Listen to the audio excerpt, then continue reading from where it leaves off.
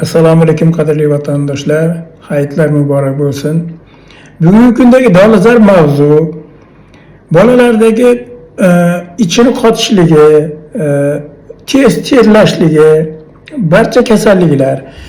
Buni kelib chiqishi qayerdan kelib chiqadi desiz, onasi homiladorlik paytida yeb ichgan narsasi, u paytdagi asabiylik. Demak, onasida o'ti dimlayotgan bo'lsa, bola injiq yig'laqi bo'ladi. Yurakka kislorod yetishmasa ham shunaqa holat, terlaydi yosh bola va hokazo.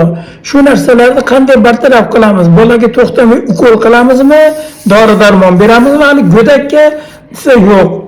30 yillik tajribadan kelib chiqib aytamanki, onasini davolasak, bolasi avtomatik ravishda tuzaladi.